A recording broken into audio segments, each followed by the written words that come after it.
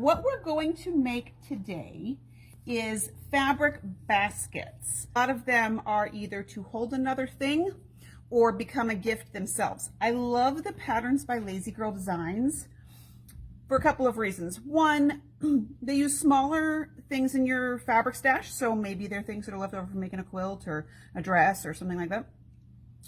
They're also very conscious of making things that are reusable. So they create multiple different supplies so that you can make reusable food items, food storage solutions, things like that, but also things like this. I love when I can make somebody a gift and give them the gift inside of a gift.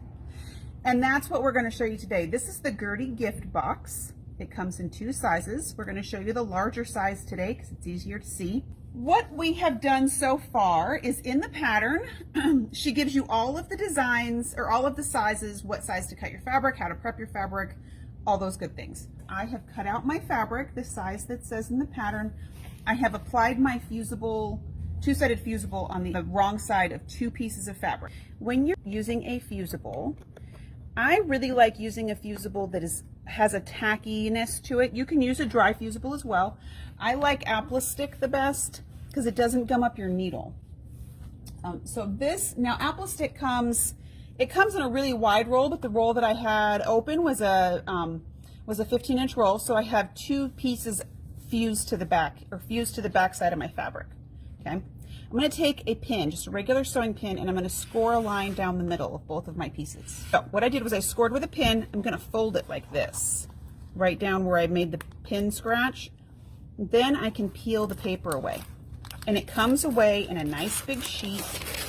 You don't have to pick away at stuff. It's just easy to remove the paper this way. And it comes off like a sticker. All right, so we've pulled our paper off. Since this is apple stick, it is sticky. Okay, so that means I can reposition this however many times I need to so that I can get it lined up just right. This center interfacing is Stiff Stuff by Lazy Girl. We'll have that at the end of the sale. This is the preferred product.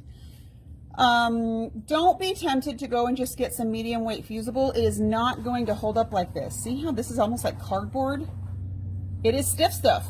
So I have my fusible. I've already fused the one side, so I'm going to do 2 layers of fabric with a layer of Stiff Stuff in between. So now my 2-sided fusible is sticky, so I can just sort of position it down how I want it, and it's stuck on there. It's not permanently stuck though, so like if I put this down a little crooked, I can pull it off and reposition it. Okay. Once you take this to the iron, once you fuse it with the iron, it is stuck down. So make sure it's where you want it before you fuse it. I'm going to take this to the iron, I'm going to stick it down, and I'm going to come right back. All right, so now I have both sides of my fabric fused to my Stiff Stuff. The pattern tells me exactly where to mark this grid. So there is a grid that's going to help me with this pattern. I like using a clover chalk marker when I'm marking things like this because one, I can go all the way across very easily. The pen or the markings show up really nicely. And depending on where my lines are, it's really easy to just mark a line and move along. The other thing I strongly suggest when you're making this project is template plastic. And I know I've shown you lots of different ways to use template plastic, but this is my current use today for it. The pattern has a full-size template in it. So I laid my template plastic on here, I drew it out with a permanent marker, and then I cut it. The reason I like using template plastic is because it's firm, and so I can mark against it. You're going to want to tape this into position so that it can't wiggle around. You can use the chalk marker and run it right along the template plastic if you want. I'm going to take and mark this around with my chalk marker.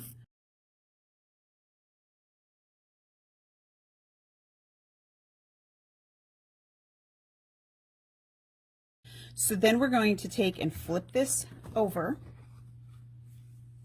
and we're going to mark the other side of our template. So I've cut out half of my design over here, but we're going to talk about some tips for cutting through all these layers. This stuff is pretty stiff. It's stiff. I like to use a large shears for this. This is not a good time to use your smaller, short nosed scissors or snips or anything like that, because you really have to be able to get some leverage to cut through all of these layers. Another thing that I have found when you're cutting through large layers, don't try to use the end of your scissors.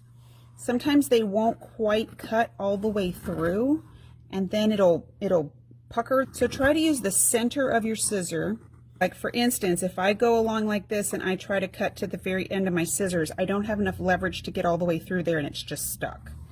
But if I keep the center of my scissors and just cut to where the end point was, then I can snip through it. Okay, you're going to have two largest chunks left over. That's what we're going to cut our closure bands out of. For the picture that's in the pattern is really helpful because it shows exactly what the shape that you want to end up with is. When you just have a bunch of random lines, it might be harder to follow. So I'm going to take this over my machine and I'm just going to straight stitch. Any of the lines that you can still see, we're going to sew across. I have used the stitch length that the pattern recommends, and I've just stitched along all those little lines. Okay, so you have a grid here. Even the fold up here has a stitch along it. So now you're going to see how cool this one little step does. So it's a little bit like perforating paper so you can fold it easier. Now that we have that stitch line, look, it's like it just knows what you want it to do. The next thing that we're going to do, since we don't want these raw edges around here, is we're going to zigzag stitch all the way around this whole piece, including this. All right, so I have set my machine exactly to the measurements that the pattern recommends. A couple of tips for what I would recommend to do this. Start and stop in a place where you're not really going to see it. Since this is the side bottom of the box, I'm going to start right here in this straight section. I'm using my J foot, which is the foot that has the line down the middle. So this little reference line right here is really helpful. I would recommend either using a thread that matches or something that completely contrasts so that this becomes its own element. I want my needle to start here, and then I'm going to do a tie-off stitch on my fabric. The next thing you're going to do is the pattern tells you which things to fold and which things not to fold, and I want you to fold it and take it to your iron and press it. Because what that does, the extra bit of pressing kind of breaks down those fibers where you've stitched it, and it makes it sort of a memory thing. So it makes almost like a hinge when you press it. So don't skip that step. The other thing that we did was we then took our band. So you'll notice our band is two-sided, just like our box. You're going to take this point, that's it, and it shows you exactly which point to do in the pattern. You're going to put them so that you see the lining fabric on both. And all I did was top stitch. I straight stitched on the edge. This is not a zigzag move. This is a straight stitch, and I stitched it really close to the edge, and I back stitched it a couple of times. And then you're going to match up this side and you're going to stitch that down. So the pattern gives you very specific directions on which ones to fold first. Finagle it a little bit and get everything exactly where you want it to be. But one thing I learned is when you pull this straight and you get your seam lines matched up in the corner and really make them sharp, then the box creates more of a square. Look how cute your box is. All right, we will see you next week.